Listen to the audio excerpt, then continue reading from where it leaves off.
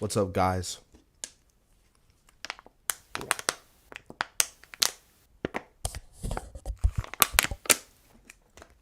Welcome to the official full show review of April 27th Dynamite, AEW Dynamite, that is.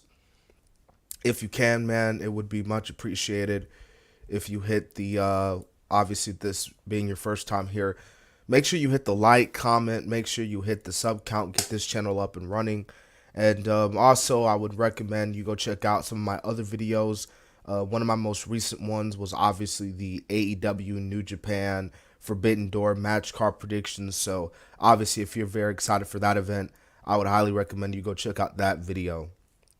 But yeah, so tonight was AEW Dynamite, and overall, tonight was a pretty good show for the most part.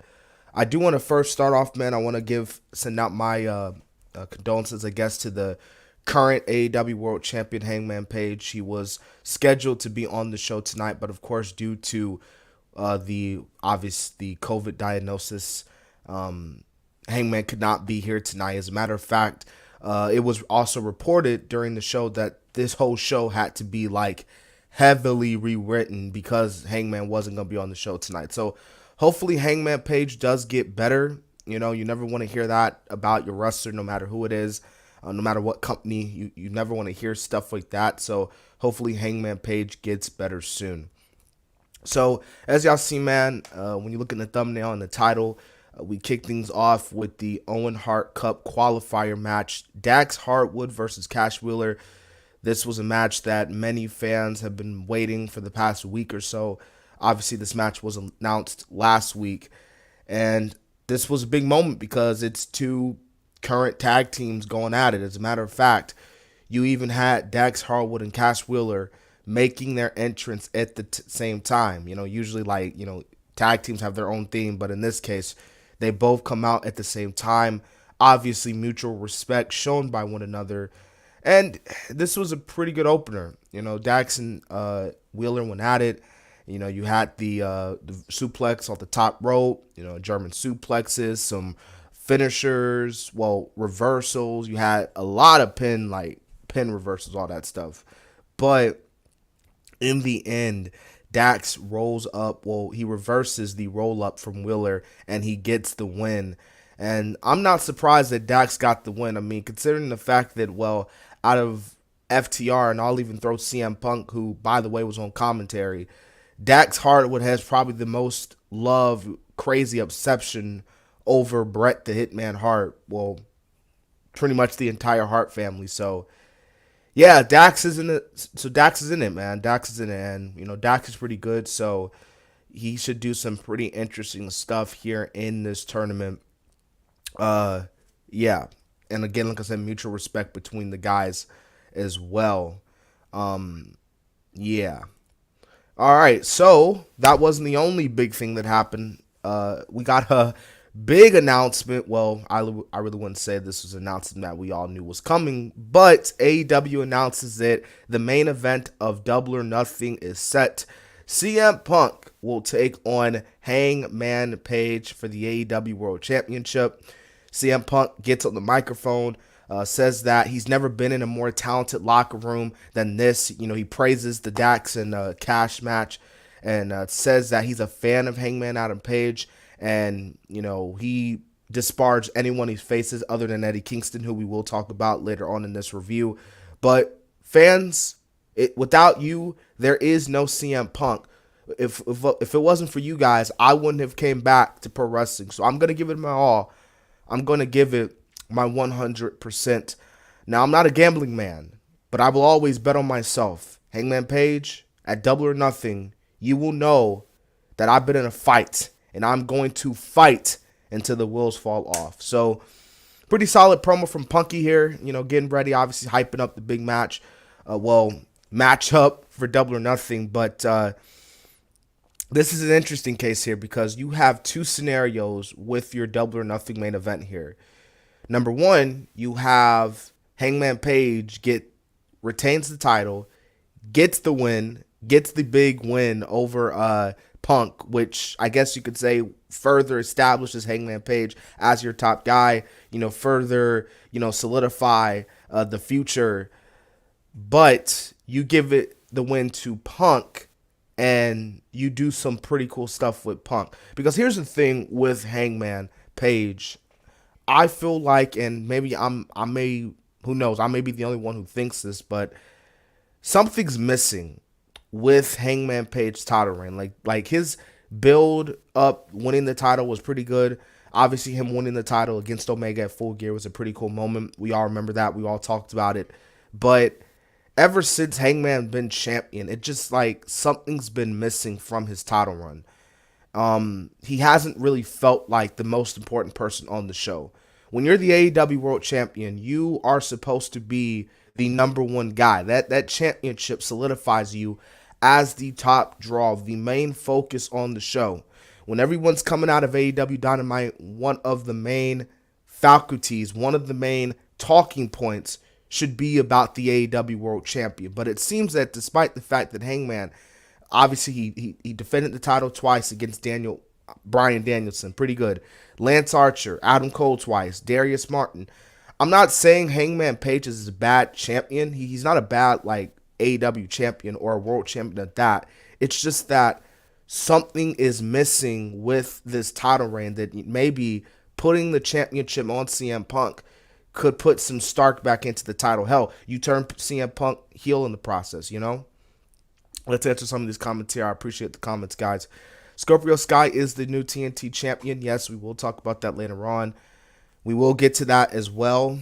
Yes, Durag DC. Yeah, I gotta get the waves right. You know what I mean?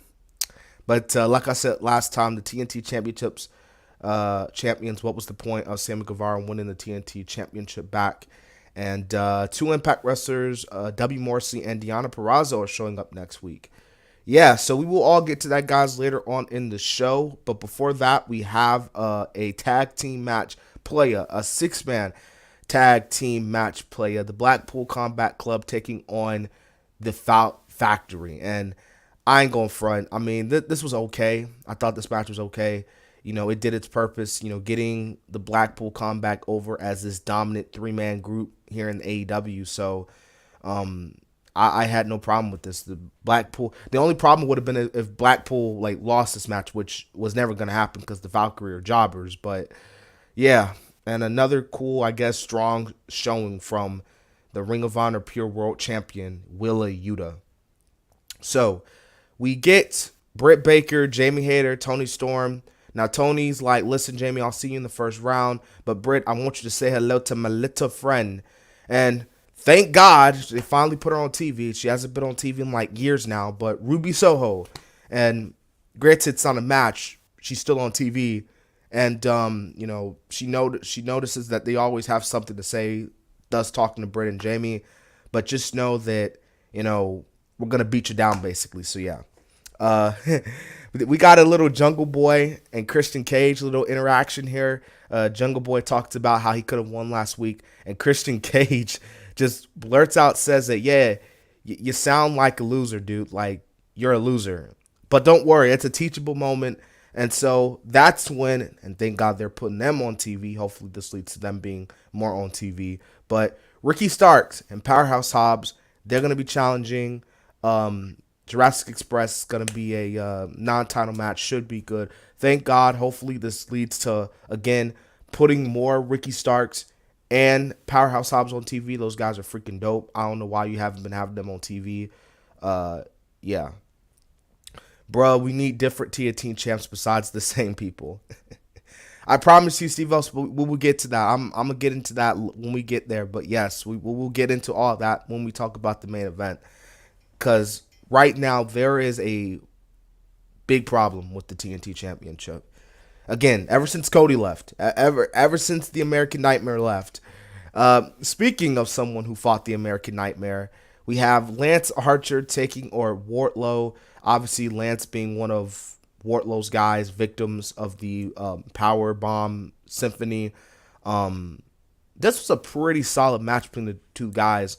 It sucks. Lance is one of my faves, and it sucks that he lost. But hey, you got to put Wardlow over. So it's obviously not Lance's time yet. So, well, then again, it was never Lance's time to begin with. But nonetheless, Wardlow gets the win. We do see later on in the night, MJF's on the phone, and he's like, Wardlow, next week, you're going to be facing an opponent. And he's 7 foot tall, and you can't teach that. So, Big Cass, W. Morsley, at this point, like, it's no sugarcoating it. He's going to be on AEW next week. But you want to know what will be so dope? If they can, now I know it's not going to happen, but if they can bring Enzo in, now that, my friends, is entertainment. Now, that'd be pretty cool to see. Speaking of entertainment, we have the Jericho Appreciation Society. Yeah, they had this whole little segment with Santana and Ortiz and Kingston. Apology and stuff. Like, they couldn't touch each other because people get suspended, fired, released, all that crazy stuff. But Eddie's like, look, dude, I'm done. I'm tired of this sports entertainment crap. Like, this dude, Eddie, was like, bro, he was like, Jericho, I want you to look into my eyes, bro. I will straight up hurt you, dude. Like, Eddie at this point was talking about like looked like he was about to legitimately murder Chris Jericho on live TV. But I'm not surprised. I mean, considering the fact that this is a TV 14 product, so, but still, geez. Yeah, this is a pretty good segment here. Like, but as we saw later on in the show, obviously what happened with Eddie getting attacked and Santana Ortiz and the fireball into Eddie. These guys need some freaking help, man. Like, there's just no way these three guys, unless your names are Seth Rollins, Dean Ambrose, and Roman Reigns, you're not going to be able to fight off a 5-man group like the Jericho Appreciation Society. Like, come on now. Laugh my ass off. Nice Enzo reference. Yeah. Because Enzo and Cass were entertaining, man. Like, I miss those guys, man. Like, W. Morrissey's doing good, but dang, man, Enzo was freaking entertaining. He wasn't the best wrestler, but that dude was freaking fire. Like, one of my favorite Enzo segments was when he just straight up flamed the 205 Live. Like, that's still like freaking funny to this day. Like, he straight up buried that whole division. When Scorpio Sky won the championship the first time, there was no interest in him, but after the turn events, he has very good momentum, and the crowd is getting behind him. Yes, indeed, man, Scorpio Sky, and I think that's probably another reason why they decided, you know what, ain't nobody digging with Sammy right now. Let's just put the title back on Scorpio. You know how AEW and Tony Khan likes to listen to their fans. I do not know if Dan Lambert is a babyface, but I know Scorpio Sky is a babyface. Yeah, at this point, anybody's a freaking babyface feuding with Sammy Guevara. The Jericho and Eddie feud is definitely getting hotter. Oh yeah, definitely for sure. It's gonna be good. It's kind of interesting. Last year they had Blood and Guts. I don't know if they're doing Blood and Guts this year, let alone Stadium Stampede. But after that, yeah. Sam, I missed them. The crowd was over with them, and their theme went hard. Oh, yeah. Enzo and Cass. Freaking cool stuff. But speaking of cool stuff, we had a Philly street fight between Serena Deeb and Hikaru Shida.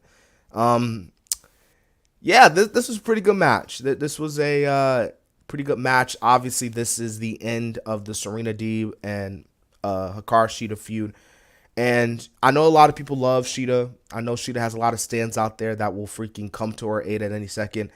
But tonight, I think the right woman won here. And I think having Serena Deeb, not just getting the win, but obviously making Shida tap out, I think it was a good booking decision because, and as you saw Thunder Rosa backstage, it's pretty obvious now, as we're getting closer and closer to Double or Nothing, it's going to be Thunder Rosa versus Serena Deeb. And I don't know about you guys, but I think Serena Deeb would be a wonderful opponent to go up against someone like Thunder Rosa, who is a babyface, Serena Deeb, who's a heel. I think that would be a really nice battle between the two women there. So definitely got no aggression towards that whatsoever. So Swerve, Strickland and Darby, they talk about they've been friends, and Swerve talks about this is his house, but Darby's like, bro, like AEW is my house because I've been here since day one. So they're in the tournament now. Well, the tournament qualifiers. So they're going to be facing on Rampage. Also on Rampage, you're going to be getting Samoa Joe and Trent Beretta for the Ring of Honor TV World title. That should be a good one. And I know Jay Cargill in her baddie segment section, which I don't get it. Like, why would you have, especially like Red Velvet, just team up with Jay Cargill all of a sudden? But anyways, they're going to be teaming up this Friday night. So yeah. All right, so we get after that, the Undisputed Elite versus the Varsity Blondes, Dante Martin, Brock Anderson, Lee Johnson. I can't give you guys this match a rating. This was what it was worth. Undisputed Era just dominates this match. BTE, Trigger, Cole hits the boom, and Undisputed Era get the win there. So there's really nothing else I could say about that except the fact that maybe we're still getting more progression with the Bucks and Cole. So obviously the Bucks are still not feeling too good, but it is what it is. Backstage, like I said, Jericho appreciates society. They freaking just throw a fireball in the face of Eddie. My God, no one feels sorry for Sammy's Guevara short title reign. Yeah, nobody. Yeah, Impact AEW Forbidden Door happened once again with Big Cat tease. Yeah, and like C Nation Dog pointed out earlier, man, Deonna Purrazzo will be defending her Ring of Honor World Championship against Mercedes Martinez. Obviously, Mercedes is the interim Ring of Honor Women's World Champion, so yeah. And has to be a pretty good match. And I think that's really just strictly due to the fact that with Deonna, in her case, because she is the Ring of Honor World Champion, so when you're in Ring of Honor, you're pretty much with AEW at this point, so Jeff Hardy versus Darby on the finals, the Owen finals. I wouldn't mind that.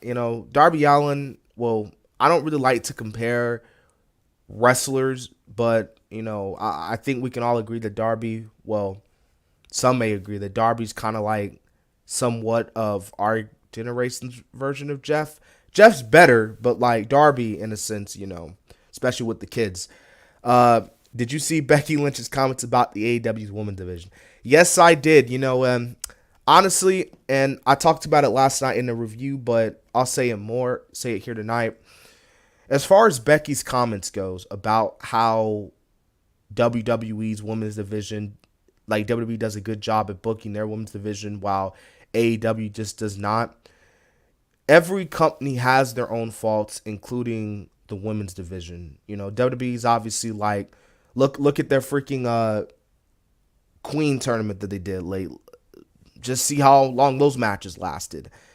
Look at their tag team, like WWE's tag team, women's tag team division. There ain't hardly nobody in there, and even with AEW, like a lot of women, they're not really getting that much TV time. So I'm not really saying that Becky's comments weren't necessarily wrong, but they weren't like, kind of just 50-50 split, if I'm being honest with you guys. Josh Alexander may show up on Dynamite with the Impact World Championship. I highly doubt that. I really do. Unless he has to stare down with Ethan Page, I highly doubt that. It could happen, but right now with everything going on, I highly doubt Alexander shows up in AEW. So the main event. So we get poor man's Triple H and poor woman Stephanie McMahon taking on Scorpio Sky. Just joking around. It's Sammy Guevara with Ty Conti taking on Scorpio Sky and Dan Lambert. Sammy Guevara, that ending, like Sammy gets thrown into the barbed wire ladder. That should have been the end. Like Scorpio should have climbed the ladder and got it there. But no, you have Sammy completely no-sell that spot, springboard onto the ladder, only to get thrown down again, and Scorpio Sky is the new TNT champion. So, knowing fully well that Sammy Guevara, unless you're actually advocating it, but knowing that Sammy Guevara is not getting that babyface reaction, again, why would you put the title on Sammy Guevara when you're just going to have Scorpio Sky win it back? I don't have a problem with Scorpio Sky winning the title. The problem that I have, and the problem that I've been having with the TNT Championship for the past few months, that the title seems more like transitional championship. You know, it seems like more of a transitional championship. Cody wins it, holds it for a month, loses it to Sammy. Sammy loses it to Scorpio. Scorpio loses it to Sammy. Sammy loses it back to Scorpio. Who's next? You know, is Sammy gonna beat Scorpio again in like 2 weeks' time? Is Ty Conti gonna beat Scorpio Sky at Double or Nothing? You know, I'm just saying, like they are hopping, potatoing the belt, and at this point, it's just like, come on, man, like the TNT title should be, you know, you gotta use it right, you know, you gotta use it. That's why Miro is probably one of the best, if not the best, TNT champion of all time, you know, and just like, come on. But I'm telling y'all, like ever since Cody walked out, it's like a dark cloud has, geez, my mic. The dark cloud has just surrounded the TNT belt, and I'm gonna be completely real with you. The TNT title just hasn't felt important these past few months. Again, in my opinion, Miro was probably the last best TNT champion that we've had so far because his reign was freaking dope. Sammy was good, but Miro was just like, you know, dominant, you know.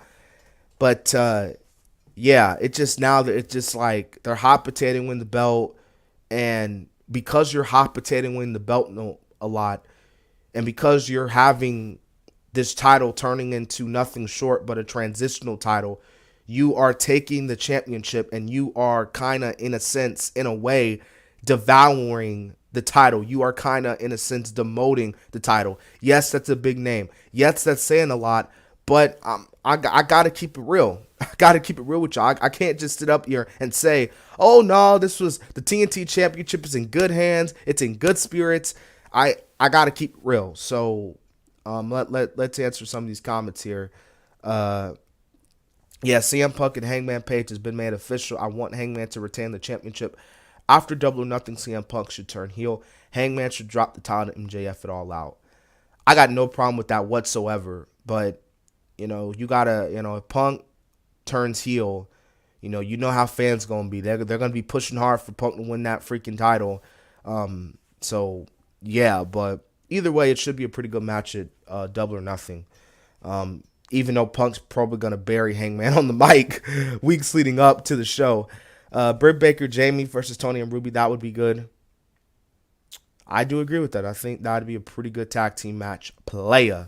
Teddy Long will need to come out one week on Dynamite and book that match, you know. Sammy Guevara will win the TNT title next week. Then Scorpio Sky will win the AEW TNT title at Double or Nothing. If that happens, I'm gonna get a plane ticket. I'm gonna fly all the way down to Jacksonville, and I'm gonna have a talk with a certain TK, with a certain Khan, and trust me when I say that it's not gonna be pretty. If that happens, it's not gonna be pretty. Whatever happened to Miro? Yeah, I think Miro, and someone could correct me if I'm wrong here, I believe he was injured at one point, or they just took him off TV, and now they're kind of just waiting for the right opportunity to bring him back. I also heard he's been, like, I think in New York filming like pilot episodes or something. I don't know. Like I said, these are all rumors, so I think right now they're just probably keeping Miro on the shelf, just seeing, okay, when is the right time to bring back God's favorite champion, the Redeemer, back? So gonna be really curious to see how they bring him back.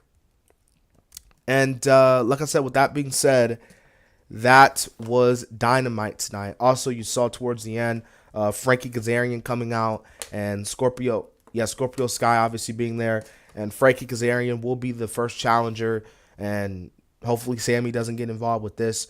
But yeah, this is a pretty cool ending, and this was a pretty good episode of Dynamite.